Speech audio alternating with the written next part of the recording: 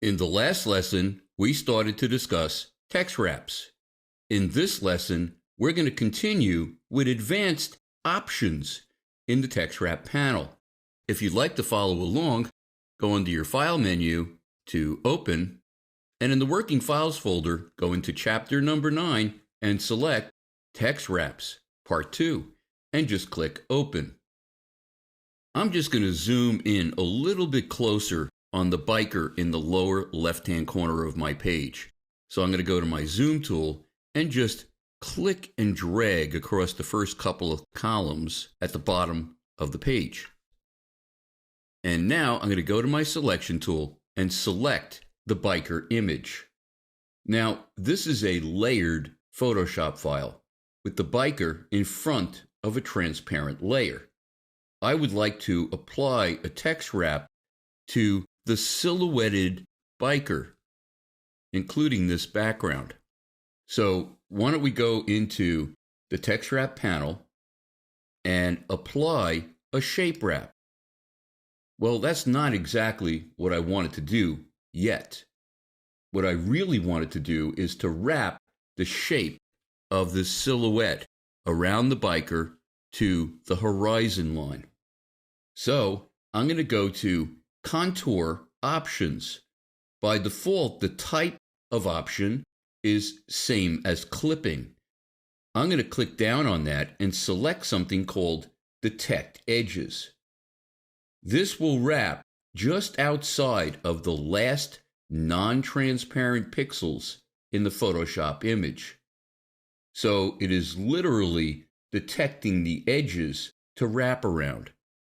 And you can see it does have a little bit of a wrap. Let me just increase the offset of my wrap. I'm going to click my up arrow and you can see everything is moving away just a little bit. But I could also choose other types of contour options, like for instance, Photoshop Path. And you can see here, you're not seeing any of the text because the first path that it found was something called Delete Background. Let me see if there's anything else, like for instance, Biker Only. You can see that's a silhouette around the biker.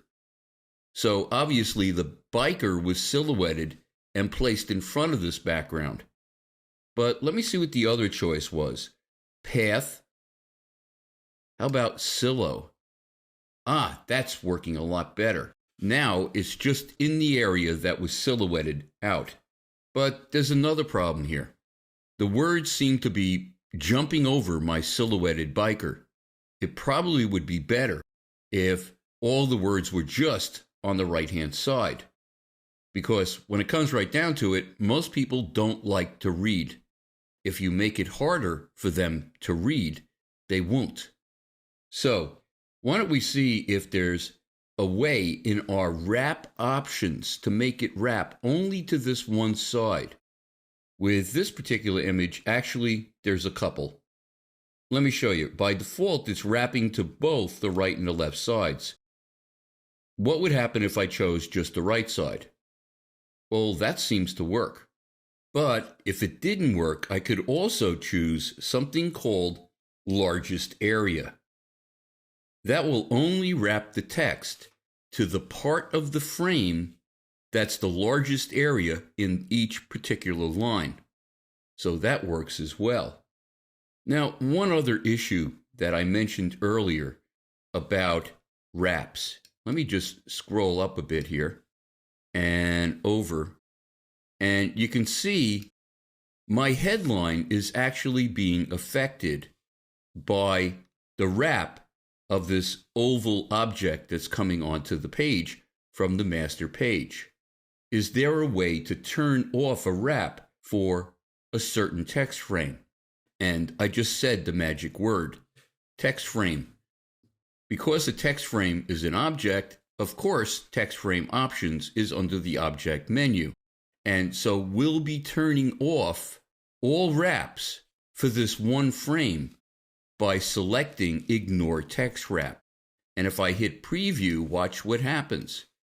It actually recentered the biker headline to the entire width of the frame because it's no longer being affected by the wrap object over on the right-hand side. Let me just uncheck preview so you can see the difference. Here it was centering the bike headline between the wrap object and the left side of the text frame. When I hit preview, that's what it will do. It's now centering to the full width of the text frame. I'm just going to click OK. In the next lesson, we're going to begin discussing long document features.